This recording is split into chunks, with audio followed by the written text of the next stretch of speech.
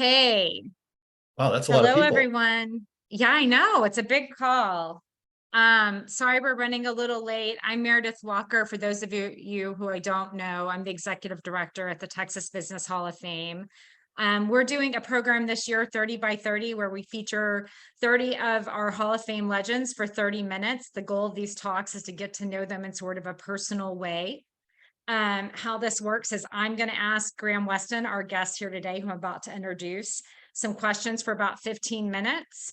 And then I'm going to open it up to you all to ask questions. So if you have a question, if you could please send Stephanie Tellison a note that just says, I have a question. She will relay your name to me and I will call on you to ask your question live. So before we get started, it's my pleasure to introduce Graham Weston. He's the co-founder of Rackspace. I know everyone has heard of that tech giant. He is also the founder of Geekdom. He is reinventing San Antonio's downtown, and he's been so much of the energy and spirit behind so much innovation, entrepreneurial thinking taking place in San Antonio. So Graham, it is truly an honor to have you here today. Normally we have a more professional moderator. He cannot do today, so you're stuck with me. So I wanted to start with the first question, and you did not want your questions in advance. So tell us what you think your greatest achievement is. Wow. Gosh, I wish I'd had that question in advance so I could have thought about it. First of all, it's great to be with you. I love y'all, because it's like a glimpse of the rising stars. And then I think about all the exciting things that you're going to accomplish, because I was really sitting in your shoes, not that it doesn't seem like that long ago. And I couldn't wait to hear the advice and perspective from business leaders. And I actually found most of my time in college, the most exciting part of it, hearing from business leaders. So I feel like I've sat in your seat not that long ago. So, and also congratulations for being chosen as part of the Texas Business Hall of Fame fellows. So on to your question, I think that look, I'm just going to leave family stuff out of it. As far as business success, Rackspace today, Rackspace this year, none of you will ever do business with Rackspace. It's very likely, because we're a business to consumer, sort of business to business sort of business. And it was sold 6 years ago. So I've been away from it for 6 years, but the company will do $3 billion in revenue this year. And so I think that is definitely my sort of crowning, not a crowning achievement. I certainly was not mine alone, but it certainly is. Rackspace is the thing I'm proudest of. And probably the thing I'm proudest of is seizing the opportunity was there. Because I think what happened was once my partner and I found the business opportunity, or the fact that we stopped everything in our lives and actually focused on it exclusively, that to me is the accomplishment, is that we actually did what it took to burn the boats and go all in. And so it isn't even the fact that it's not Rackspace per se, it's the fact that this was a moment in time when we burned the boats, went all in, and basically made it happen to at least get the ship off the ground, whatever that analogy is. So, and I think that this is probably, one of the hardest things in our lives is to when there's something that really needs our attention, are we able to actually pull it off, to close everything else off and do that? And I would say there may be no other time in my life where I was able to do that, but I'm very proud of the fact that we did that with Rackspace in 1998. So excluding personal stuff, is that the biggest risk you ever took? Is starting Rackspace? Yes. Okay, so go ahead. I think that I had never invested in anytime that I had ever invested in other people's ideas, they hadn't gone well through that point. And so, I think that Rackspace, the investment, when you invest in real estate, at least you feel like if things don't go well, you still have the real estate. But I think Rackspace, we were burning the money from the first day. And so, yeah, I thought the idea of losing the money and as well as all the time, that was pretty risky, but it looked like such an incredibly important moment in time that we felt pretty confident. Okay, so I'm not going to stick with the usual questions because this is inspiring a question. And this is, again, I would ask you to stick to sort of the personal side of things, but you had to pitch a lot of people when you were building Rackspace.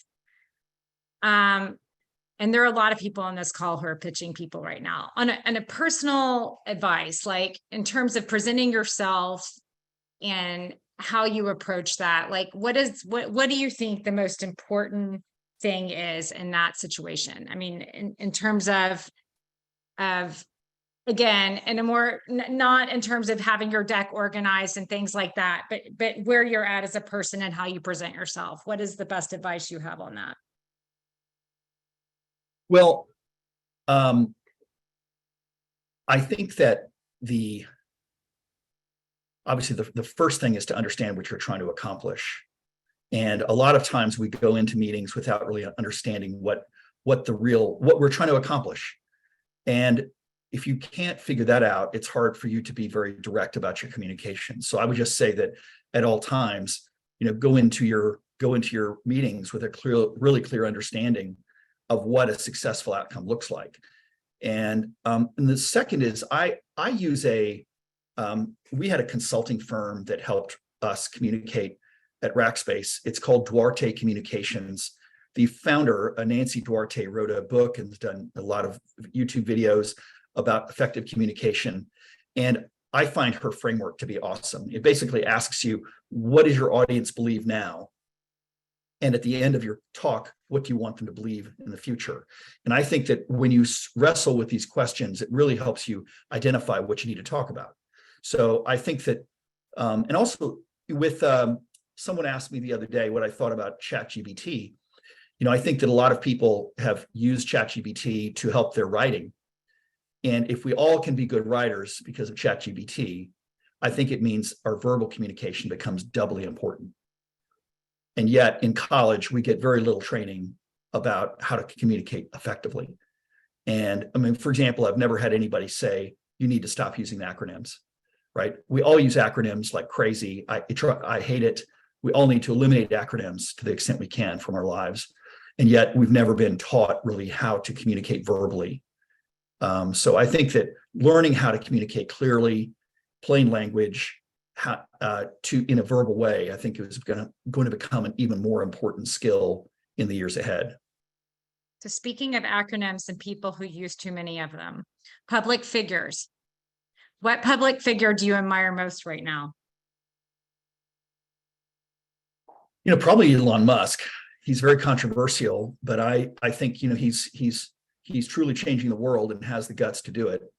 And there's no greater environmentalist in the world. There's no one who has moved the world environmentally positive way more than he has. And so I certainly admire him, and I think he's the Thomas Edison of our day. Do you know Elon Musk personally? I shook his hand. I shook his hand. That counts. That counts. I would claim it. Well, sure. Yeah. Also we can say that, the President Zelensky in Ukraine is an example of truly one of the world's historic leaders, the way that he has led his country and gotten billions of dollars donated to his cause. I admire him a lot. What about in history? Is there someone in history that stands out to you as someone, if you could time travel, you would really like to meet? Oh, it's all cliches. Steve Jobs is in my case, a total jerk, but, I think a very distasteful person, but obviously had some amazing conviction and vision around how the world would unfold. He also talked about how simplicity, how we all need the products in our lives to be simple. and very much respect his values. This is not that simple. Well, they've eased the complexity into your life. That's true. That's true. What is your most treasured possession? The house where I'm sitting. I have a little 1,600 square foot house in New Braunfels that overlooks the river. It's absolutely priceless to me. So, do you have a personal motto that you live by? My grandfather had a motto that I like a lot, and it's a saying by Emma Wilcox that says, "'Tis not the gales, but the set of your sails that determines the way that you go." "'Tis not the gales, it's not the way the wind blows, but it's the way the sails are set on your sailboat that determines the way that you go." And I don't know, I just like it. Has a family history to me. Oh, I love that. It's who you are. It's not what comes at you. Yeah. Okay. Easier said than done. Right. When and where are you the happiest? I knew I should have had these questions ahead of time. I tried. asked. I know you asked.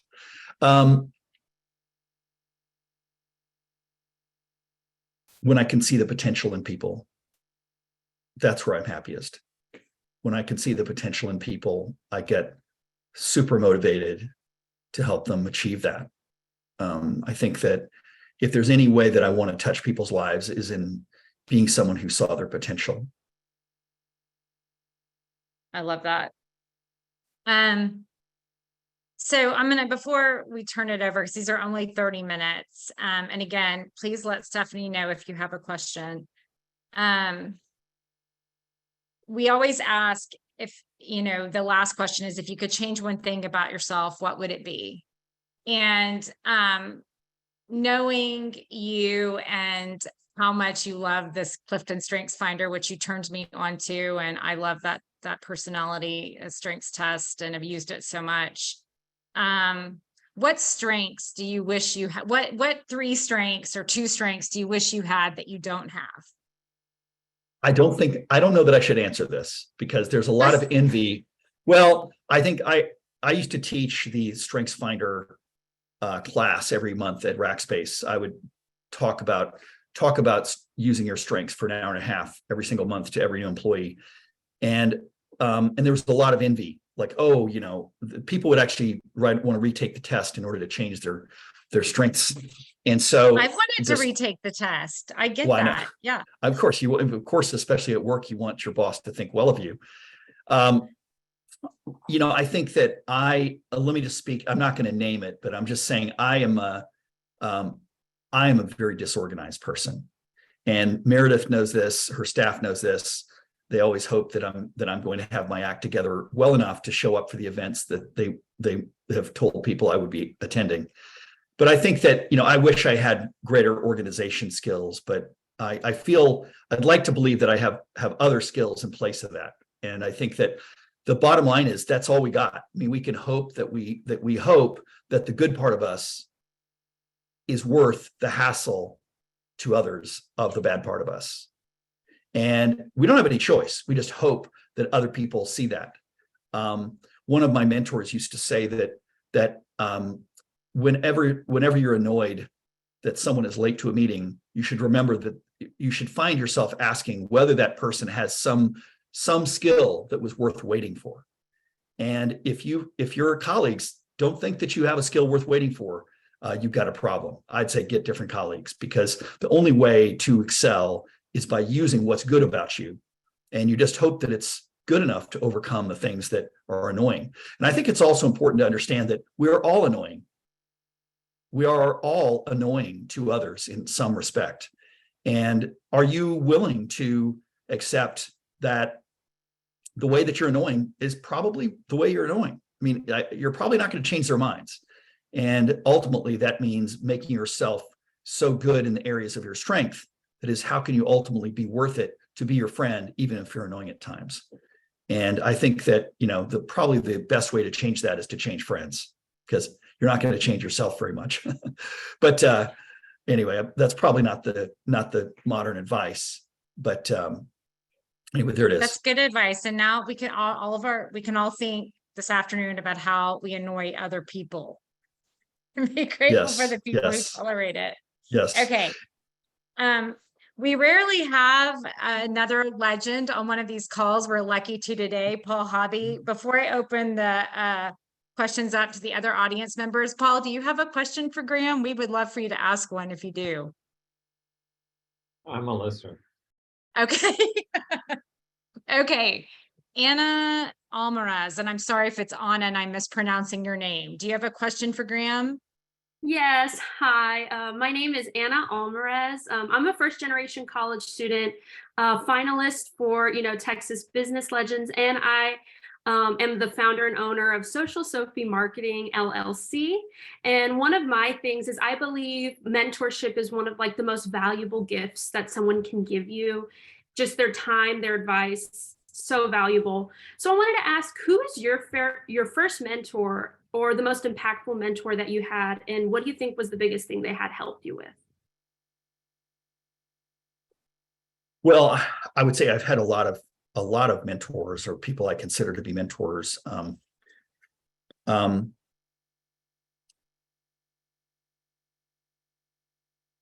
I would say probably the easiest one is a guy named Jack Trout.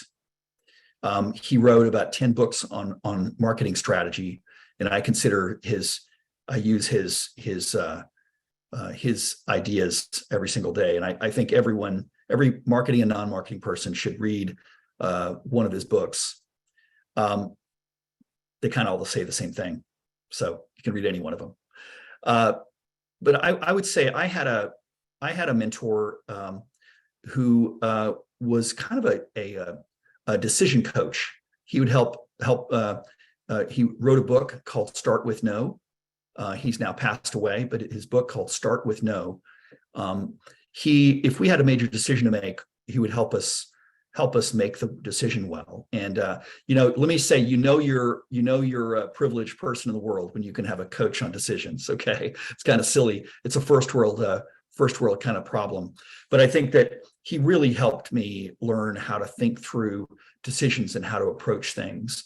And he not only made me a lot of money, but there was because we would make better decisions. But one of my favorite times was when there was one of my next door neighbors had put up his property for sale and wanted a huge amount of money for it because he knew that I wanted it. And this coach actually said, well, now's the time to pay the money and move on. And all it is, he wanted us to do good deals and make good decisions. But sometimes when we were sort of over a barrel, he supported me in paying way too much for this piece of land that I otherwise, I didn't feel good about it. But he helped me. The idea that he would help me make a bad decision, as well as good ones. So I really admire that about him. Jack, his name is Jim Camp. Camp. His book is called Start With No. Thank you so much. I appreciate it.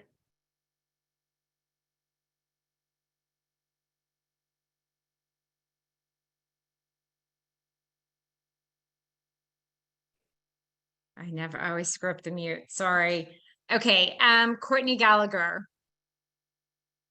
Hi, Graham. First, thank you for all the work that you give all of us new kids in the trying to grow up and be like you one day. A question that I have is, a lot of the things that you have been involved in have been blue ocean type ventures, just stuff that's just not standard. I guess real estate isn't necessarily, unless you're doing something weird with it, and you've done some really odd things. I mean, not odd, new, exciting things with it that folks don't think of at the top of their mind. When you are talking to people about these these new ideas, these new ventures that are not just directly related to something else, like not things that people will immediately think of, these blue ocean ideas. Do you try harder to relate it to something that's more familiar to them? Or do you try harder to bring their minds around to what you're trying to accomplish? Great question. I think that our minds naturally use things that we know as a lever. So I think about, my mentor Jack Trout used to say that the first automobiles were called horseless carriages, and that's because you knew what a horse was, you knew what a carriage was, you knew what not having a horse was. So that it used knowledge that you already understood as a lever point, rather than calling it an automobile that has no meaning. And so I think that it's always helpful to be able to relate things to what people already understand, and that sort of learning how to do that is I think an important thing, because it at heart what you're trying to do is put yourself in your audience's shoes and trying to make sure that your language is simple enough that they can understand it. And I think that's the first thing that a lot of people miss, which is, are you really speaking to be understood? When we use acronyms, I like to call them TLAs, and you might want to write this down. A TLA is a 3-letter acronym. Whenever you start using TLAs, it's really a sign of arrogance. It says, I don't care whether you understand what my TLAs are. So when people start spouting TLAs at you, it really is an example of arrogance. And I just think, not being arrogant is the first thing we should aspire to be in our communication. Thank you very much. Okay, Samuel Kimmel, you're up next. Yes, sir. I was wondering, what advice would you have for early stage businesses trying to find maybe business partners or building teams in early companies? Well, I think the first thing is I think the first 15 employees are critical. And of course, the first person is to find a co-founder or collaborator that really is a compliment to you, because none of us are complete people, and it's okay for us to have weaknesses as individuals. It's not okay for a business enterprise to have weaknesses. There are areas of greater strength, of course, but I think the idea that you're trying to form a team that rounds out or creates an ability to handle all of the things within the company. So, you can be a genius, but not know anything about accounting, and you better not have bad accounting. I'm just saying, no matter what part of the organization you're not good at or don't want to focus on, I think every leader has to ultimately build a team that can handle every aspect adequately, not perfectly, but adequately. So I think that's building the team really has to do with starting with where your weaknesses are, not your strengths, but where your weaknesses are, and figuring out how to organize the collaborators that you work with to offset or cover up those weaknesses. Obviously that is one aspect of it, but finding a product that people want to buy is of course the most basic thing. And in the modern tech world, we call it product market fit, which is, does what you have to sell match what the perceptions are in the marketplace? And I think that's what Steve Jobs was so brilliant at. He could produce things that didn't exist yet, but that people wanted to buy, and he had amazing success in doing that. So, building a team doesn't matter until you have product market fit. But of course, the way you're going to find product market fit is with the people who you work with. Thank you. Okay, thanks, Graham. Next question is from Monica. Monica, you're up. You're on mute.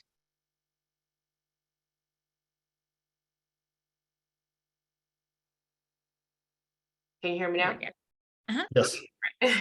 Thank you, Mr. Weston. My question is to piggyback off of what Samuel asked for early startups. How would you recommend attracting investors without giving up equity or too much equity? Well, I mean, I think that you're going to be giving up equity. Obviously, there are grants that you can get, more power to you if you can find those. But I mean, ultimately, you're looking to get money because you're going to deploy it well. And so I think that if you're going to deploy it super well and have a lot of confidence that you will, just don't take so much that you dilute yourself to death. I think that one of the things I'm very proud of at Rackspace is that we got public with $40 million of investment. And that's not all that much money in a capital intensive business. So we had $500 million of revenue when we went public. So I would say that we were very careful in investing our money well. And I think that as a result, we as founders ended up with a large percentage of the company.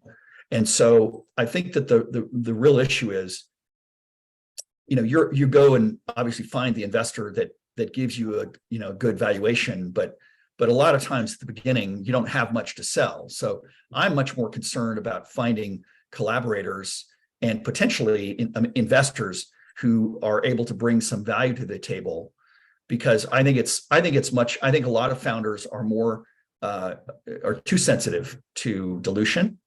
And look, so many tech valuations are so silly good for the founders that this is kind of not a factor. But if you're not in the tech industry, you can end up suffering a lot of dilution. And I realize that's the case. I think that the issue is that when you find an investor who believes in you, that is worth a lot, because there are going to be ups and downs. You want to find an investor who really resonates with your idea. And I would focus more on that than the great valuation personally, because ultimately the valuation only matters something if you build something powerful. Thank you. Okay, Graham, it's 12:30. Do you have time for one more question? Yes. Okay, I think you'll know this one. Jason McCann, out of Dallas, the founder of Very. I love on these calls, we have such a range of sellers that participate from years back. So Jason, we're thrilled you're on the call. Go ahead. Yes.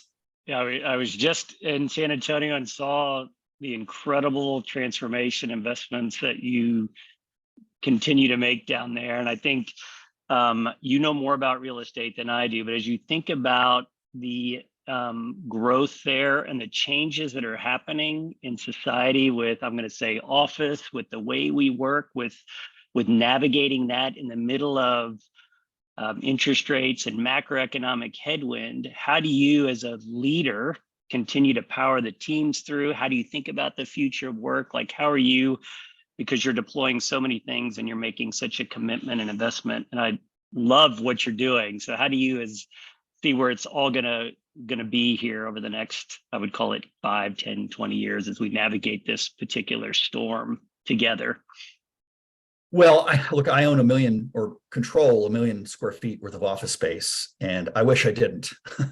Okay, so because I think that it's going to be affected very negatively, and I think that the way we use office space has permanently changed, and COVID brought it to us, but Zoom obviously has unleashed a lot of power. It's really changed our society in a positive way for the most part. But I'm very, just before this call, I was working with some lawyers who work remotely and find it very dysfunctional. The partner in charge of the deal and the junior partner, the associate, don't know each other well, don't work together well. One of them is remote, that is, the senior person is remote. The junior person is in the office. The fact that they are remote, I think, really hurts the associates' development and collaboration. So I think there's a real cost to remote work that is there that we often don't realize. I think for most of us, it means that if you're ambitious, you should be in person with your collaborators as much as possible. I think there's going to be a bifurcation between the people who are driving a company success and people who are workers. And I think about those workers. If you are happy with where you are in your career, be remote. If you're not, I think you better find a way to go through the hassle of being in person. So, I think that. So I think that, that's good for Veridesk, by the way. If you don't have a Veridesk on here, you should get one. I think that, but I think the bottom line is that there are, we all need a Veridesk at home. That's the good news. The bad news is the core business furniture market is going to suffer for it. So I just think though that look, there's so many positives to remote work. Reducing commute time, reducing the commute, the fuel, and there are so many positives, as well as it's just more convenient. Let's not forget that if we're ambitious in our career, you're at a real disadvantage. Don't give your next promotion to the person next to you because they're willing to go to the office. So anyway, that's kind of an answer to your question. Good to have you on.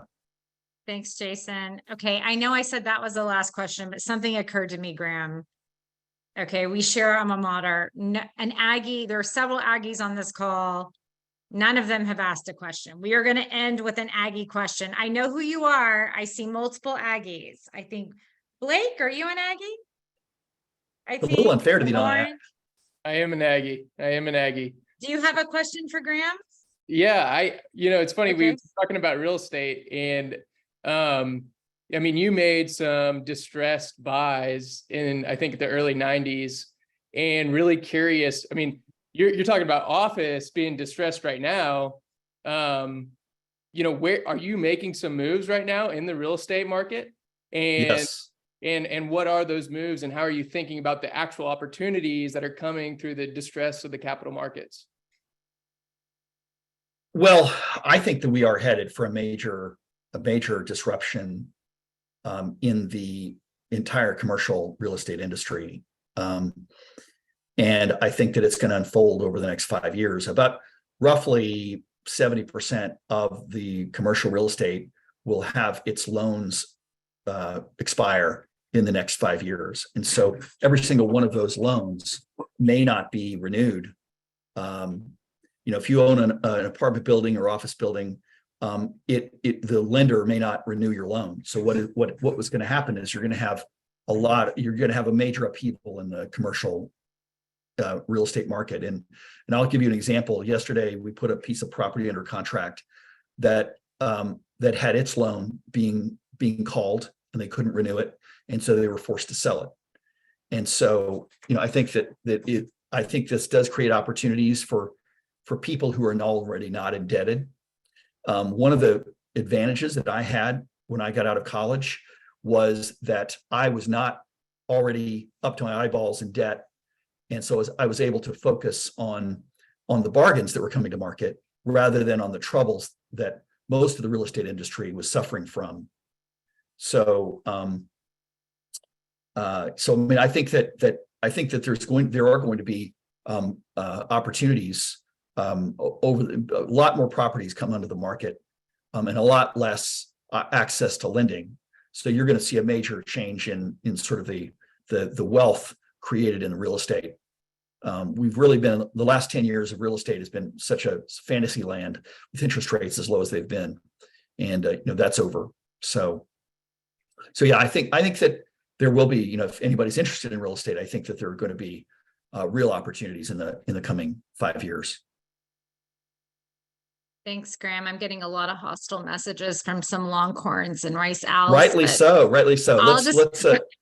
Let's give them a Looking for chance. once Any other? An Aggie had an advantage. So I think we're going to close out. We appreciate you giving us extra time on these today. I know you're busy. And we appreciate everyone being here, and congratulations to our finalists. Thanks for being on this call. Our announcement, we're about to send something out, will be May 24th. So we're looking forward to that. And our 30 by 30s are over until the fall. So everyone have a great summer if I don't see you before then. And thanks again, Graham. And it's good to see everyone. Take care. Great to be with you. Bye. Bye.